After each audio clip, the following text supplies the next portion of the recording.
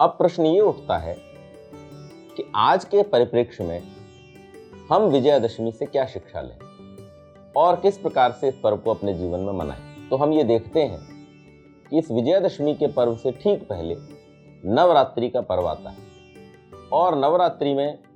शैलपुत्री से लेकर के और सिद्धिदात्री तक जो 9 देवियों के रूपों की हम उपासना करते हैं, जिन 9 देवियों को हम स्मरण करते हैं, जिन 9 देवियों को हम पूजते हैं और जिसे हम नवरात्र कहते हैं, उसमें हमने जो कुछ भी सीखा है, उसमें हमने जो कुछ भी समझा है, उसको आगे के समय में प्रयोग में लाना है। जैसे शैलपुत्री के माध्यम से हम ये समझते हैं कि इस संसार को उत्पन्न करने वाली जो शक्ति है वो परमात्मा की ही शक्ति है और उसी के माध्यम से संसार में समस्त पदार्थों की उत्पत्ति हुई है। जो कुछ भी इस संसार में चलता फिरता दिखाई देता है, जितने भी प्राणी इस संसार में दिखाई देते हैं, उन सब का उत्पन्न होना परमेश्वर की ही व्यवस्था है। और इसीलिए आप देखते हैं कि इस संसार में असंख्य प्रकार के प्राणी हैं। कितनी प्रजातियां इस संसार में प्राणियों की हैं, इसका अभी तक भी वैज्ञानिक पता नहीं लगा पाए। असंख्य प्रजातियां हमें दिखाई देती हैं और आश्चर्य की बात यह है कि उन असंख्य प्रजातियों, जिनमें इतने सूक्ष्म जीव भी हैं जो हमें नंगी आंखों से दिखाई नहीं देते, जिनके लिए हमें सूक्ष्मदर्शी यंत्रों का प्रयोग करना पड़ता है,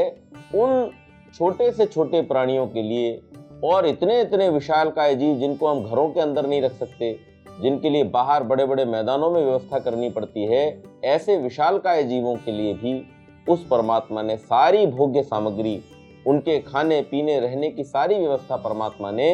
इस संसार में पहले से ही की हुई है। लेकिन इस संसार में जो कुछ भी है वो सब उस परमात्मा के नियमों में आबद्ध है और इसीलिए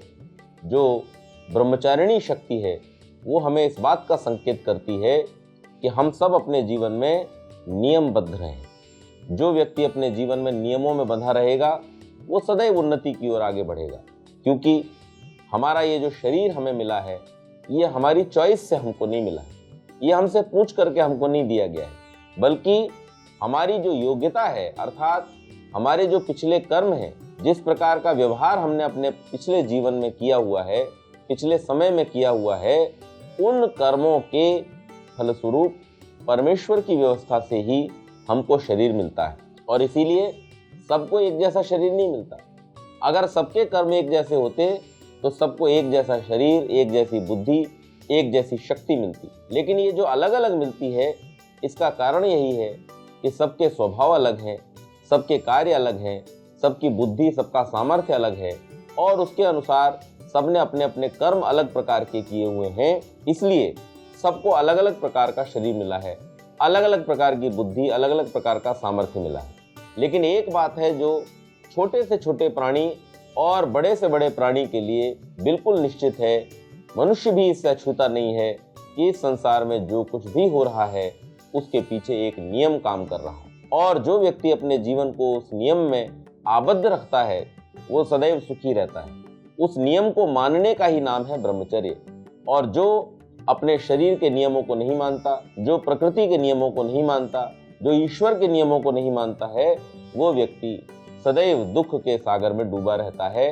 अर्थात उसे संसार के वास्तविक सुख कभी भी प्राप्त नहीं होते। और इसी प्रकार से एक देवी कालरात्रि है। जो कालरात्रि देवी हैं उनको सबसे भयानक रूप कहा गया। क्यों है वो सबसे भयानक? क्योंकि परमात्मा का एक रूप काल है और काल अर्थात समय, समय सबसे बलवान है, समय सबसे भयानक है। और वो इसलिए है क्योंकि जिस समय वो हमारी ओर आ रहा होता है हम उसको सामान्य रूप से पहचान नहीं पाते, लेकिन जब वो आकर के चला जाता है तो फिर हम उसे पकड़ नहीं सकते। इसलिए समय सबसे भयानक है, समय सबसे कठोर है और वो किसी भी प्रकार की दया, किसी भी प्रकार की सहानुभूति किसी के साथ नहीं रखता है। जो व्यक्ति समय के साथ में तारतम्य बिठा लेते हैं,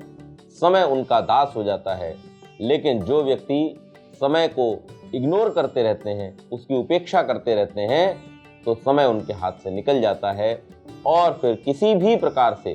संसार भर की कीमत दे देने के बावजूद भी वो समय कभी वापस लौट करके नहीं आता। तो देवियों के ये जो रूप है ये बड़े महत्वपूर्ण हैं, और इन महत्वपूर्ण रूपों को जब हम समझने का प्रयास करते हैं, इनके अनुसार जब अपने जीवन को हम बनाने का प्रयास करते हैं, तो अंतिम देवी का जो स्वरूप बतलाया गया है वो सिद्धिदात्री है। अर्थात हमें वो सिद्धियां प्राप्त होती हैं जिनसे हम अपने जीवन को श्रेष्ठ बना सकते। हम आखिर विद्या क्यों प्राप्त करते हैं? हम कोई भी चीज सीखते क्यों हैं? केवल इसलिए कि उसके माध्यम से हमें वो सिद्धि प्राप्त हो कि जिसके द्वारा उन कार्यों को अच्छी प्रकार से किया जा सके जो उस विद्या के द्वारा किए जाते हैं। किसी ने कोई विद्या प्राप्त की, लेकिन अगर वो उसमें सिद्ध हस्त नहीं है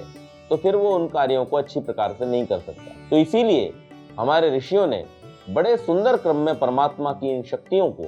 और हमारे लिए जो संदेश है उसको इस क्रम में रखा, और 10वें दिन को उन्होंने विजयादशमी के रूप में रखा कि व्यक्ति जब 9 दिन तक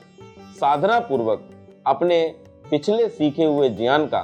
प्रयोग करे, उसकी परीक्षा दे, तो फिर 10वें दिन वो विजय यात्रा के लिए तैयार हो और आगे बढ़ते हुए अपने जीवन में विजयी बने। तो ये विजयादशमी का पर्व बड़ा महत्वपूर्ण है। हमें इसे वास्तव में समझना चाहिए, अपने जीवन में इसके महत्व को समझना चाहिए, और सबसे बड़ी बात यह है कि हमें अपनी युवा शक्ति को, जो हमारे घर के बच्चे, जो हमारे देश का भविष्य है, उनको इसके विषय में हमें बतलाने का प्रयास करना चाहिए कि जिस प्रकार से भगवान राम ने विश्वामित्र के पास में जाकर के वर्षों तक जंगल में रह करके, कितना समय वो जंगल में उनके पास रहे, आप सबने अगर रामायण पढ़ी हो तो आपको पता होगा कि जब वो केवल 16 वर्ष के थे उस समय में महर्षि विश्वामित्र उनको अपने साथ लेकर के गए। राम और लक्ष्मण दोनों ऋषि विश्वामित्र के साथ में 16 वर्ष की अवस्था में जंगल में चले गए, और आपको पता है कि उसके बाद उनकी महाराज दशरथ से जो अगली भेंट हुई वो उनके विवाह के समय पर, अर्थात जब श्री रामचंद्र जी 25 वर्ष के थे, उस समय में नेपाल में ही सीधे पहुंच करके और राजा जनक के यहाँ से निमंत्रण भेजा गया। महर्षि विश्वामित्र ने महाराज जनक को ये बतलाया कि ये दोनों राजकुमार अयोध्या के महाराज दशरथ के पुत्र हैं, और फिर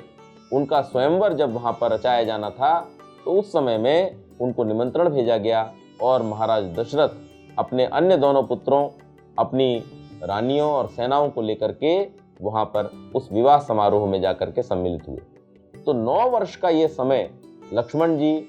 और रामचंद्र जी ने जंगलों में बिताया। हम अगर देखें तो प्रतीकात्मक रूप से उन 9 वर्षों में श्री रामचंद्र जी और श्री लक्ष्मण जी ने जो तपस्या की, जो विद्या प्राप्ति की, जो यज्ञ की रक्षा की, ऋषियों की रक्षा की, राष्ट्र की रक्षा की, राक्षसों का दमन किया, उसी के प्रतीकात्मक रूप में ये 9 दिन हमारे लिए रखे गए हैं कि इन 9 दिनों में हम एक एक दिन को एक एक वर्ष का प्रतीक मानते हुए अपने